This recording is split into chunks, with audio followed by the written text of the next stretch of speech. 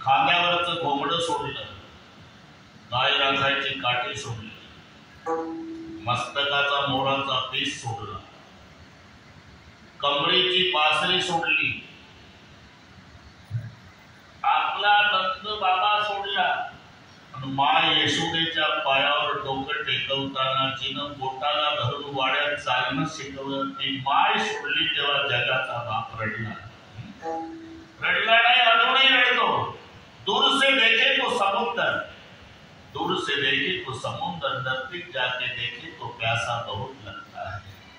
वैसा दूर से देखे तो श्री कृष्ण भगवान है, नजदीक जाके देखे तो यशोदा के लिए रोता बहुत. म्हणून फक्त गोकुळ सोडलं नाही, त्याच्या मागचं तसा व्यक्ती जातो तो एकटा जात नाही.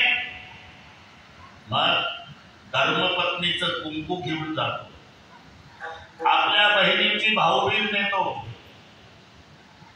मुलाचं छात्र नेतो, मुलींचा माहेरचा आनंद नेतो आणि भावाचा पाठिंबा नेतो. व्यक्ती एक जात. मग जेव्हा रडारड चालते ना देशमुख साहेब नात्या गोत्यांची, व्यक्ती एकच गेला पण रडणारे. भाऊ म्हणेगा पाठिंबा गेला, भाऊ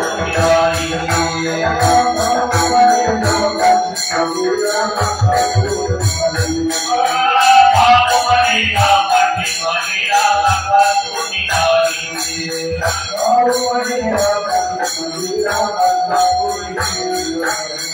बहीण म्हणे साडी जोडी अंतरी वाली,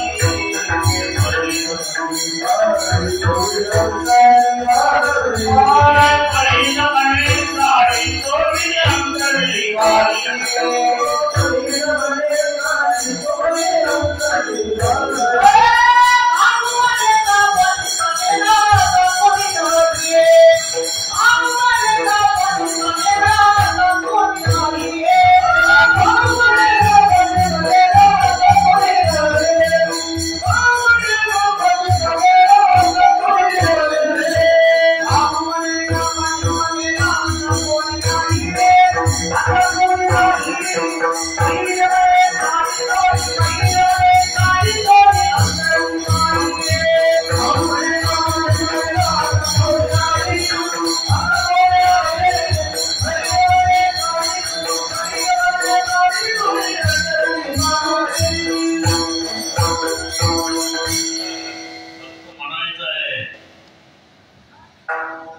विष्णुजी गेले, विष्णुजी गेले, विष्णुजी. अरे एकटे गेले का?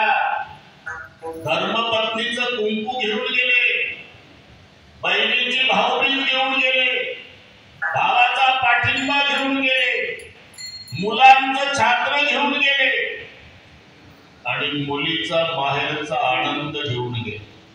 आता विचारा, हे एकदा वाचलं की पाठ होतो. यांचीच कृपा आमच्यावर. मीनाताई,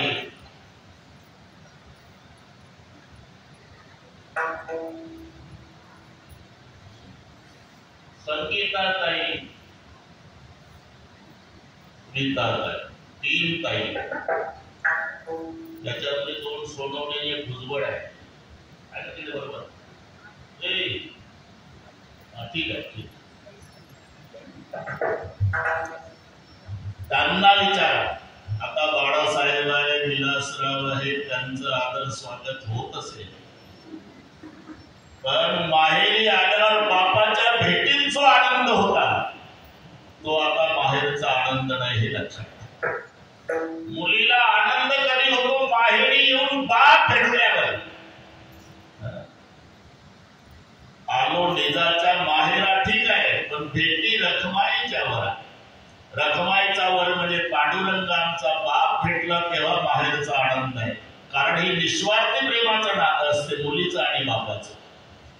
माहेरचा आनंद गेला, कमलबाईचं कुंकू गेलं, विलासराव आणि बाळासाहेब तुमचं छात्र गेलं. बापाचं महत्व कधी कळलं? आणि हे प्रत्येकाच्या जीवनात आहे.